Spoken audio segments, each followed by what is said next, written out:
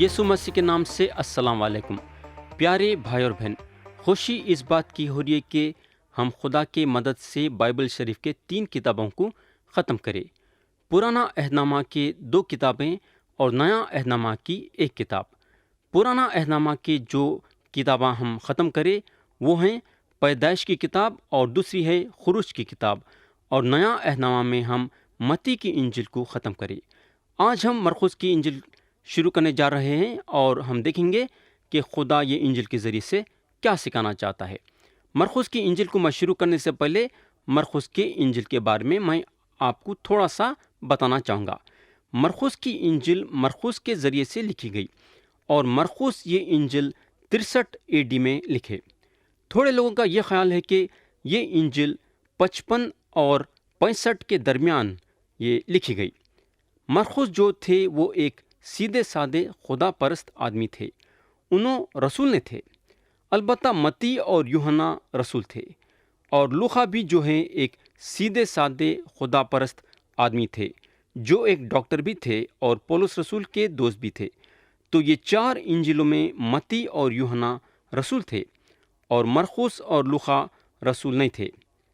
ہم تھوڑا سا مرقس کے بارے میں غور کریں گے۔ مرقس کا جو پورا نام تھا وہ یوحنا مرقس تھا۔ یوحنا جو نام تھا وہ یہودی نام تھا، اور مرقس جو نام تھا وہ لطنی تھا۔ ہم پڑھیں گے اعمال کی کتاب باب 12 اور اس کی آیت 12 لکھا ہوا ہے، اور اس پر غور کر کے اس یوحنا کی ماں مریم کے گھر آیا جو مرقس کہلاتا ہے۔ وہاں بہت سے آدمی جمع ہو کر دعا مانگ رہے تھے۔ میرے دوست، یہ اس وقت کی بات ہے جب شمعون پطرس جیل کے باہر آئے تھے۔ ایک فرشتہ ان کو جیل کے باہر نکالا تھا۔ ایسا دیکھا گیا تو مرقس کا ذکر یہاں پہلی دفعہ ہوا ہے۔ مرقس کی جو ماں تھی دولت مند تھی اور مشہور مسیحی تھی، اور یروشلم کی کلیسیا مرقس کے ماں کے گھر میں جمع ہوئی تھی۔ پہلی دفعہ جب پولس رسول منادی کے سفر میں نکل رہے تھے تو مرقس اس وقت پولس رسول کے ساتھ تھے۔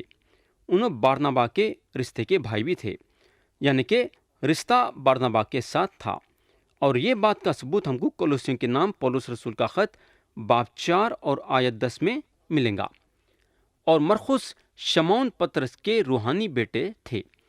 کئی کو بولے تو پطرس جب ان کا پہلا خط لکھ رہے تھے تو باب 5 اور آیت 13 میں انہوں لکھتے ہیں، جو بابل میں تمہاری طرح برگزیدہ ہے وہ اور میرا بیٹا مرقس تمہیں سلام کہتے ہیں۔ پیارے بھائی اور بہن، یہ جو مرقس کی انجیل ہے لوگ اس طریقے سے لی ہیں کہ یہ شمعون پطرس کی انجیل ہے۔ میں جہاں تک سمجھتا ہوں اس کا ثبوت ہے۔ ہم یہ چیز بعد میں دیکھیں گے، بلکہ تھوڑی دیر میں دیکھیں گے۔ جب منادی کا پہلا سفر پولس رسول اور بارنابا شروع کرے تو یوحنا مرقس یہ دونوں کے ساتھ تھے۔ اعمال کی کتاب باب 13 اور آیت 5 میں لکھا ہوا ہے، اور سلمس میں پہنچ کر یہودیوں کے عبادت خانوں میں خدا کا کلام سنانے لگے، اور یوحنا ان کا خادم تھا۔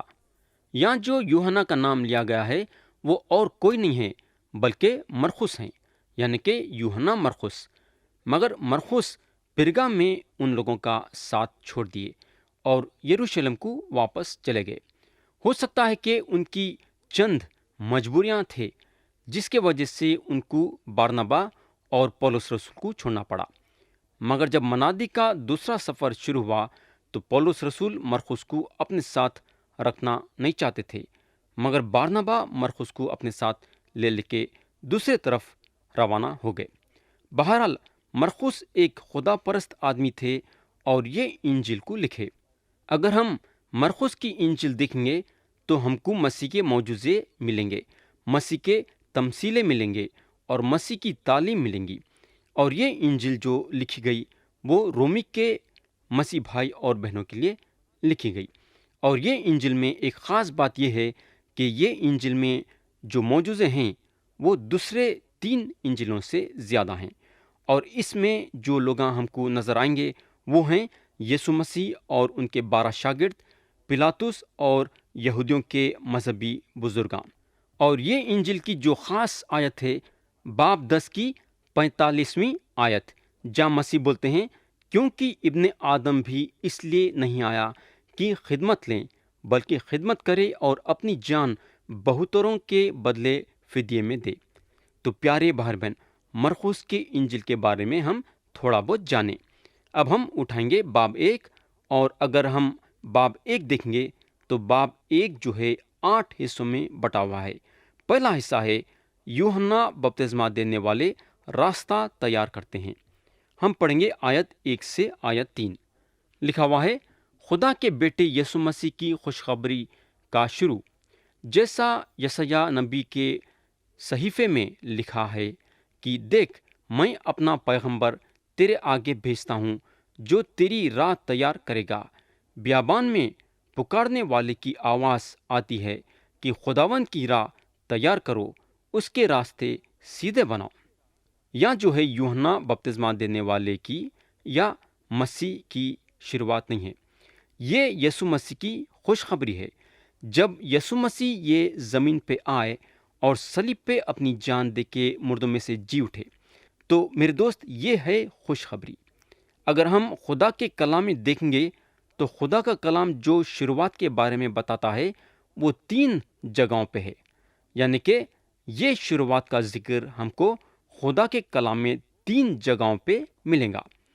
پہلی جگہ ہے یوحنا کی انجیل باب 1 اور اس کی آیت 1، جہاں لکھا ہوا ہے ابتدا میں کلام تھا۔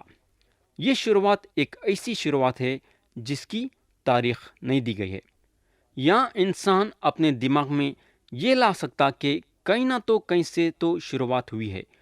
تھوڑی دیر کے لیے اگر میں ایک ہوائی جہاز کو آسمان میں اڑتے ہوئے دیکھتا ہوں تو فوراً سے میں میرے دماغ میں یہ بات لا لیتا ہوں کہ کہیں نہ تو کہیں ہوائی اڈہ رہے گا۔ میرے کو یہ نہیں معلوم رہے گا کہ وہ ہوائی اڈہ کہاں ہے، مگر میرے کو اتنا معلوم ہے کہ ہوائی جہاز ہوائی اڈے سے اڑا ہے۔ تو ویسا جب میں کائنات کی طرف غور کرتا ہوں تو میرے کو یہ پتہ ضرور چلتا ہے کہ کائنات کا بننا کہیں سے تو نہ کہیں سے شروع ہوا ہے اور اس کا بنانے والا خدا ہے، مگر میرے کو کائنات کے بننے کی شروعات کا پتہ نہیں ہے۔ اب ہم دوسرے جگہ پہ جائیں گے، اور دوسری جگہ جو شروعات کے بارے میں کلام میں دیا گیا ہے وہ جگہ ہے پیدائش کی کتاب باب 1 اور اس کی آیت 1۔ لکھا ہوا ہے، خدا نے ابتدا میں زمین و آسمان کو پیدا کیا۔ پیارے بھائی بہن، کئی لوگاں یہ کوشش کرے کہ کائنات بننے کی شروعات کی تاریخ نکالے، مگر اس میں لوگاں ناکامیاب رہے۔ انسان جو اندازہ لگایا ہے وہ ہے 6000 سال سے 3 کروڑ سال تک کا اندازہ ہے۔ تھوڑے لوگوں کا یہ خیال ہے کہ یہ کائنات بن کے 6000 سال ہوئے ہیں، لیکن تھوڑے لوگوں کا یہ خیال ہے کہ یہ کائنات بن کے 3 کروڑ سال ہوئے ہیں۔ اب تیسری شروعات جو ہم خدا کے کلام میں دیکھیں گے وہ شروعات ہم کو مرقس کی انجیل باب 1 اور آیت 1 میں ملیں گی۔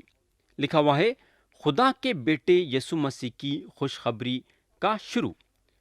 تو اب ہم آیت 4 پڑھیں گے۔ لکھا ہوا ہے، یوحنا آیا اور بیابان میں بپتسمہ دیتا اور گناہوں کی معافی کے لیے توبہ کے بپتسمہ کی منادی کرتا تھا۔ تو یہاں یوحنا توبہ کے بپتسمہ کی منادی شروع کرتے ہیں۔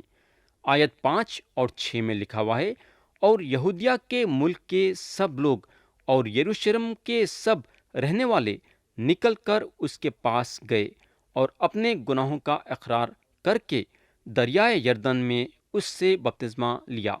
اور یوحنا اونٹ کے بالوں کا لباس پہنے اور چمڑے کا پٹکا اپنی کمر سے باندھے رہتا اور ٹڈیاں اور جنگلی شہد کھاتا تھا۔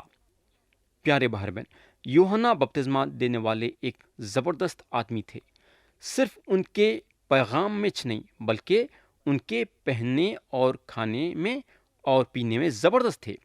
انہوں وہ آدمی تھے جن کو خدا اپنے خدمت گزاری کے لیے الگ کر لیا تھا۔ ایسا دیکھا گیا تو انہوں ہیکال میں کاہن کے خدمت گزاری کے ساتھ رہنا تھا۔ کئی کو بولے تو ان کے باپ کاہن تھے، مگر خدا ان کو نبی کے حیثیت سے چنا اور انہوں بیابان میں چلے گئے خدا کا پیغام لوگوں تک پہنچانے کے لیے، اور لوگ ان کے پاس آنے لگے خدا کے پیغام کو سننے کے لیے۔ آج ہم چاہیں گے کہ عبادت خانہ وہ جگہ پہ کھولنا جہاں بھیڑ ہے، تاکہ زیادہ سے زیادہ لوگاں جمع ہو جانا۔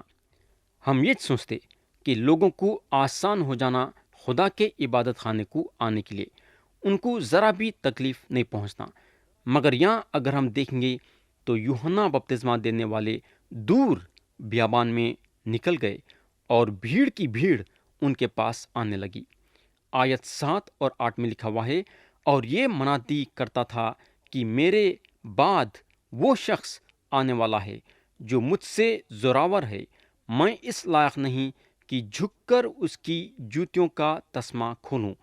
میں نے تو تمہیں پانی سے بپتسمہ دیا، مگر وہ تمہیں روح القدس سے بپتسمہ دے گا۔ یہ واقعی میں یہ ظاہر کرتا ہے کہ انہوں کتنے زبردست آدمی تھے۔ انہوں بھیڑ کے بھیڑ کو اپنے طرف کھینچے۔ یوحنا ایک الگ قسم کے آدمی تھے اور طاقتور بھی تھے، مگر ساتھ ساتھ ان کی ایک ہی آواز تھی جو لوگوں کے کانوں تک پہنچ رہی تھی۔ آپ ان کے نرم دلی پہ بھی غور کر سکتے ہیں۔ انہوں نرم دل کے آدمی تھے۔ آگے یوحنا بولتے ہیں کہ ان کے بعد جو شخص آنے والا ہے وہ شخص روح القدس سے بپتسمہ دیں گا۔ یہاں یوحنا میں اور مسیح میں بہت فرق ہے۔ سچا بپتسمہ جو ہے روح القدس کا بپتسمہ ہے۔ پانی کا بپتسمہ بھی بہت ہی ضروری ہے۔ کئی کو بولے تو ہم لوگوں کے سامنے گواہی بنتے ہیں کہ ہم یسوع مسیح پہ ایمان لائے ہیں۔ متی کی انجیل میں ہم یہ سیکھتے ہیں کہ مسیح جو بپتسمہ لیے اس کی وجہ یہ ہے کہ انہوں اپنے آپ کو لوگوں کے پہچان میں لانا چاہتے تھے۔ تو یہاں ختم ہوا مرقس کے انجیل کا پہلا حصہ۔ اب ہم دوسرے حصے پہ جائیں گے اور وہ ہے بپتسمہ اور مسیح کی آزمائش۔ آیت 9 سے 13 پڑھیں گے۔ لکھا ہوا ہے، اور ان دنوں ایسا ہوا کہ یسوع نے گلیل کے ناصرت سے آ کر یردن میں یوحنا سے بپتسمہ لیا، اور جب وہ پانی سے نکل کر اوپر آیا تو فی الفور اس نے آسمان کو پھٹتے اور روح کو کبوتر کی مانند اپنے اوپر اترتے دیکھا، اور آسمان سے آواز آئی کہ تو میرا پیارا بیٹا ہے، تجھ سے میں خوش ہوں۔ اور فی الفور روح نے اسے بیابان میں بھیج دیا، اور وہ بیابان میں 40 دن تک شیطان سے آزمایا گیا اور جنگلی جانوروں کے ساتھ رہا کیا، اور فرشتے اس کی خدمت کرتے رہے۔ تو یہاں کلام بتاتا ہے کہ یسوع مسیح یوحنا سے بپتسمہ لیے۔ تو یہاں کلام یہ بھی بتاتا ہے کہ مسیح آئے۔ یہ ایک زبردست بات ہے۔ ہم کو معلوم ہونا چاہیے کہ ایک دن مسیح آنے والے ہیں۔ اب انہوں کون سے دن آئیں گے یہ تو پتہ نہیں ہے، مگر آئیں گے ضرور۔ یہ بھی ایک زبردست بات ہے۔ مگر اس وقت جو مسیح یوحنا کے پاس آئے تو وہ 30 سال کے بعد آئے۔ ان کی تیاری 30 سال تک ناصرت شہر میں ہوئی۔ 30 سال تک مسیح بالکل خاموشی میں تھے، اور یہاں انہوں آئے اور انسانوں کے سامنے اپنے آپ کو ظاہر کرے۔ آپ کو یاد ہوگا کہ یسوع مسیح یوحنا کو بولنے کو لگے کہ اب تو ہونے ہی دے۔ مسیح کی یہ بات ہم کو متی کی انجیل باب 3 اور آیت 15 میں ملیں گی۔ مگر متی کی انجیل کے مطابق یوحنا بپتسمہ دینے والے کئی کو مسیح کو بپتسمہ دینا نہیں چاہتے تھے۔ اس کی وجہ یہ ہے کہ یوحنا نہیں سمجھے کہ مسیح کو بپتسمہ دینا ضروری ہے۔ یہاں اور ایک بات کی یہ غور کرنا ہے کہ مرقس مسیح کو یسوع کے نام سے بلائیں۔ بولنے کا مطلب یہ ہے کہ یسوع کا نام مرقس کے انجیل میں کئی مرتبہ استعمال ہوا ہے۔ یسوع کا نام جتنا مرقس کے انجیل میں استعمال ہوا ہے، دوسرے انجیلوں میں اتنا استعمال نہیں ہوا ہے۔ پیارے بھائی اور بہن، آگے کلام یہ بتاتا ہے کہ جب مسیح پانی سے بپتسمہ لے کے باہر نکلے تو مسیح آسمان کو پھٹتے ہوئے دیکھے اور روح کو کبوتر کے ویسا اپنے اوپر آتے دیکھے۔ اس کے بعد آسمان سے ایک آواز آئی، تو میرا پیارا بیٹا ہے، تیرے سے میں خوش ہوں۔ تو یہاں اگر ہم دیکھیں گے تو ترییک کو ظاہر کیا گیا ہے۔ یہاں ہم یسوع مسیح کو دیکھتے ہیں جو خدا کے سر کے دوسرے شخص ہیں اور جو پاک روح کبوتر کے ویسا ان پہ آتا ہے، وہ خدا کے سر کا تیسرا شخص ہے، اور آسمان سے جو آواز آتی ہے تو میرا پیارا بیٹا ہے، وہ خدا کے سر کا پہلا شخص ہے، یعنی کہ باپ۔ تو باپ، بیٹا اور روح القدس یہ آیت میں ظاہر ہوتے ہیں۔ آپ غور کریں گے کہ چیزاں تیزی سے بڑھ رہی ہیں۔ یسوع مسیح خدمت گزار ہیں اور یوحنا بپتسمہ دینے والے ان کو لوگوں پہ ظاہر کرتے ہیں، اور خدا باپ یسوع مسیح کے بارے میں یہ بتاتا ہے کہ یسوع مسیح اس کے پیارے بیٹے ہیں، اور خدا باپ روح کے ذریعے سے اپنا مہر ان پہ ڈالتا ہے۔ آگے خدا کا کلام بتاتا ہے خدا کی روح یسوع مسیح کو بیابان میں لے کے جاتی ہے، اور وہاں انہوں 40 دن تک شیطان کے ذریعے سے آزمائے جاتے ہیں۔ یہ ایک اہم بات ہے جس میں ہم غور کرنا ہے۔ سوال یہاں یہ پیدا ہوتا ہے کہ کیا مسیح آزمائشوں سے بچ سکیں گے کیا؟ دوسرے لوگاں سارے ناکامیاب تھے، ان لوگاں آزمائش کے سامنے نہیں کھڑ سکے۔ آدم ناکامیاب تھے، نوح تو طوفان سے بچ کے نکلے، مگر پی لے کے ننگے پڑ گئے، اور ان میں کا ایک بیٹا ان کو ننگا سوتے ہوئے دیکھا۔ ابراہیم بھی ناکامیاب تھے، موسیٰ بھی ناکامیاب تھے۔ انہوں اسرائیلیوں کو تو مصر سے باہر لائے، مگر وعدے کے زمین پہ نہیں جا سکے۔ اور اگر ہم داؤد کے زندگی میں بھی غور کریں گے تو داؤد بھی آزمائش میں گرے، لیکن یا مسیح کے بارے میں غور کریں گے تو کلام بتاتا ہے کہ روح ان کو بیابان میں لے کے گئی تاکہ انہوں شیطان کے ذریعے سے آزمائے جائے، مگر کلام یہ نہیں بتاتا ہے کہ شیطان 40 دن تک کن کن چیزوں کے ذریعے سے ان کو آزمایا، مگر متی اور لوقا کی انجیل ہم کو صاف بتاتی ہے کہ انہوں کن کن چیزوں سے آزمائے گئے۔ کلام بتاتا ہے کہ انہوں 40 دن بیابان میں تھے اور شیطان ان کو آزمایا۔ تھوڑے لوگوں کا یہ خیال ہے کہ مسیح 40 دن روزہ رکھنے کے بعد شیطان ان کے پاس آیا ان کو آزمانے کے لیے، مگر میرے دوست، میں یہ یقین کرتا ہوں کہ پورے 40 دن انہوں شیطان کے ذریعے سے آزمائے گئے۔ تو یہاں ختم ہوا مرقس کے انجیل کے پہلے باب کا دوسرا حصہ۔ اب ہم تیسرے حصے پہ جائیں گے، اور وہ ہے یسوع مسیح گلیل میں منادی کرتے ہیں۔ ہم پڑھیں گے آیت 14 اور 15، لکھا ہوا ہے، پھر یوحنا کے پکڑوائے جانے کے بعد یسوع نے گلیل میں آ کر خدا کی خوشخبری کی منادی کی اور کہا کہ وقت پورا ہو گیا ہے اور خدا کی بادشاہت نزدیک آ گئی ہے، توبہ کرو اور خوشخبری کو مانو۔ تو یہاں ہم دیکھتے ہیں کہ آزمائش کے بعد مسیح اپنے خدمت گزاری شروع کرتے ہیں۔ یوحنا بپتسمہ دینے والے کو قید خانے میں ڈال دیتے ہیں۔ بادشاہ ہیرودس ان کو قید خانے میں ڈال دیتا ہے، اور مسیح یہاں گلیل میں آتے ہیں اور اپنی خدمت گزاری شروع کرتے ہیں اور خوشخبری سناتے ہیں۔ خدا کی بادشاہت نزدیک آ گئی ہے، توبہ کرو اور خوشخبری کو مانو۔ تو پیارے دوست، خدا کی خوشخبری یہ ہے کہ خدا کی بادشاہت نزدیک آ گئی ہے۔ متی کی انجیل میں اگر ہم دیکھیں گے تو جو لفظ نکالے ہیں وہ آسمان کی بادشاہت ہے۔ اب سوال یہ پیدا ہوتا ہے کہ کیا خدا کے بادشاہت میں اور آسمان کی بادشاہت میں فرق ہے کیا؟ ہاں، بالکل فرق ہے۔ آسمان کی بادشاہت جو ہے، یعنی کہ اس کا مطلب یہ ہے کہ خدا کی حکومت زمین پہ، اور خدا کی بادشاہت کا مطلب یہ ہے کہ خدا کی حکومت ساری کائنات میں، یعنی کہ بولنے کا مطلب یہ ہے کہ آسمان کی بادشاہت خدا کے بادشاہت میں ہے۔ تو متی جو ہیں خدا کی حکم کو صرف زمین پہ بتا رہے ہیں، مگر مرقس بہت زیادہ آگے بڑھ گئے ہیں اور زیادہ حصوں میں خدا کے حکومت کو شامل کرے ہیں، جس میں ہوا کے پرندے بھی ہیں اور کائنات کے سارے چیزاں۔ مسیح جو ہیں وہ منادی کرے ہیں جہاں یوحنا بپتسمہ دینے والے متی کی انجیل میں کرے ہیں۔ وہ منادی ہے، توبہ کرو اور خوشخبری کو مانو۔ میں سمجھتا ہوں کہ ہمارے زمانے میں یہ پیغام ایسا ہے کہ ہم توبہ سے پہلے ایمان لانا ہے۔ جب آپ ایمان کے ساتھ یسوع مسیح کی طرف پلٹتے ہیں تو آپ کوئی چیز سے پلٹ رہے ہیں، اور وہ جو چیز ہے وہ ہے توبہ۔ تو یہاں ختم ہوا تیسرا حصہ، اور اب ہم چوتھے حصے پہ جائیں گے، اور وہ ہے مسیح کے پیچھے مت چل ہارے۔ ہم پڑھیں گے آیت 16 سے آیت 20۔ لکھا ہوا ہے، اور گلیل کی جھیل کے کنارے کنارے جاتے ہوئے اس نے شمعون اور شمعون کے بھائی اندریاس کو جھیل میں جال ڈالتے دیکھا، کیونکہ وہ مچھلیوں کے پکڑنے والے تھے۔ اور یسوع نے ان سے کہا، میرے پیچھے چلے آؤ تو میں تمہیں آدمیوں کا پکڑنے والا بناؤں گا۔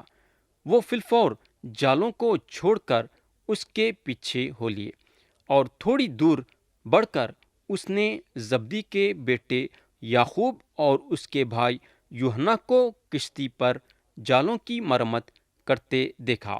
اس نے فی الفور انہیں بلایا، اور وہ اپنے باپ زبدی کو کشتی پر مزدوروں کے ساتھ چھوڑ کر اس کے پیچھے چلے گئے۔ پیارے بھائی بہن، ہم کو معلوم ہونا چاہیے کہ مسیح کے شاگردوں کو 3 الگ الگ طریقے سے بلایا گیا۔ یوحنا کی انجیل باب 1 اور اس کی آیت 35 سے 51 میں خدا کا کلام بتاتا ہے کہ جب مسیح یروشلم گئے، انہوں یہ لوگوں سے ملے اور ایک عام طور سے بلائے، یعنی کہ ایک معمولی طور سے۔ ان لوگ یہ جاننا چاہتے تھے کہ مسیح کہاں رہتے ہیں۔ کئی کو بولے تو یوحنا بپتسمہ دینے والے یہ لوگوں کو مسیح کے طرف اشارہ کرے، اور یوحنا کے تھوڑے شاگرد مسیح کے پیچھے ہو گئے، مگر ان کے ساتھ نہیں رہے۔ اور مسیح بھی اس وقت ان لوگوں کو یہ نہیں بولے کہ میرے ساتھ رہو۔ یہ لوگ واپس اپنے مچھلہاروں کے دھندوں میں لگ گئے، یعنی کہ مچھلیاں پکڑنے لگے۔ اور یہاں مرقس کی انجیل میں اگر ہم دیکھیں گے تو مسیح اپنے خدمت گزاری کے شروعات میں جھیل کے کنارے کنارے چلتے ہوئے دیکھتے ہیں کہ یہ لوگ مچھلیاں پکڑنے لگ رہے ہیں، اور اس وقت انہوں ان لوگوں کو اپنے پاس بلاتے ہیں کہ تم لوگ اب آدمیوں کا پکڑنے والا بنو گے۔ مگر ہم لوقا کی انجیل باب 5 اور اس کی آیت 1 سے 11 میں دیکھیں گے تو پھر سے یہ لوگ اپنے آپ کو مچھلیاں پکڑنے میں مصروف کر لیتے ہیں، اور آخری بلاوا جو تھا وہ رسولوں کی خدمت کا بلاوا تھا۔ مرقس کی انجیل باب 3 اور متی کی انجیل باب 10 اور لوقا کی انجیل باب 6 میں درج کیا گیا ہے کہ یسوع مسیح ان لوگوں کو رسول کا لقب دیے۔ ان لوگاں جو ہے مچھلیاں پکڑنے میں اپنے آپ کو مصروف کر لیے، اور شمعون پترس مسیح سے بولنے کو لگے کہ خداوند میرے پاس سے چلے جاؤ، میں ایک گنہگار انسان ہوں۔ پترس کا بولنے کا مطلب یہ تھا کہ خداوند میرے کو کئی کو چن رہے ہیں، کسی اور کو چن لو، میرے کو چھوڑ دیو۔ کئی کو بولے تو میں ناکامیاب رہا، میں گنہگار انسان ہوں۔ مگر ہم کو معلوم ہونا چاہیے میرے دوست کہ مسیح پترس کو نہیں چھوڑے، اور اس کے لیے ہم خداوند کی شکر گزاری کرنا۔ تو مسیح ان لوگوں کے پاس تیسرے مرتبہ آتے ہیں اور ان لوگوں کو بلاتے ہیں اور ان لوگوں کو رسول کا لقب دیتے ہیں۔ پیارے بھائی بہن، اب سوال یہ پیدا ہوتا ہے کہ مسیح کا یہ دنیا میں آنے کا مقصد کیا تھا؟ مسیح کا یہ دنیا میں آنے کا مقصد یہ تھا کہ لوگ ان کے ذریعے سے گناہوں کی معافی اور ہمیشہ کی زندگی حاصل کرے۔ مگر یہ کب ہو سکتا؟ ہم گناہوں کی معافی اور ہمیشہ کی زندگی کب حاصل کر سکتے ہیں؟ ہم اس وقت حاصل کر سکتے ہیں جب ہم خدا کے سامنے گناہوں کی معافی مانگ کے یسوع مسیح پہ ایمان لائیں گے۔ تو پیارے بھائی بہن، کیا آپ آج یہ کام کرنے کے لیے تیار ہیں؟ کیا آپ اپنے آپ کو خدا کے سامنے چھوٹا کر کے، اپنے گناہوں کو خدا کے سامنے اقرار کر کے، یسوع مسیح پہ ایمان لا کے ہمیشہ کی زندگی خدا کی طرف سے حاصل کرنا چاہیں گے؟ کیا مرضی آپ کی ہے اور فیصلہ آپ کا ہے؟ کئی کو بولے تو خدا آپ کو آپ کی مرضی دیا ہے، اور چننا اور فیصلہ کرنا آپ کا کام ہے۔ تو میرے دوست، یہ سنہرا موقع آپ کے سامنے آیا ہے۔ کیا آپ یہ موقع کا فائدہ اٹھانا چاہیں گے؟ کیا آپ روحانی زندگی خدا کی طرف سے حاصل کرنا چاہیں گے؟ آپ کا ایک اچھا فیصلہ آپ کو روحانی زندگی دے گا، اور آپ کا ایک غلط فیصلہ آپ کو روحانی موت دے گا۔ تو اب آپ کے سامنے دو باتیں ہیں اور آپ کو ایک چننا ہے۔ آپ روحانی زندگی حاصل کرنا چاہیں گے یا روحانی موت؟ یہ آپ کے اوپر ہے۔ خدا آج ہم سب کو یہ کلام کے ذریعے سے برکت دے، یسوع مسیح کے نام سے آمین۔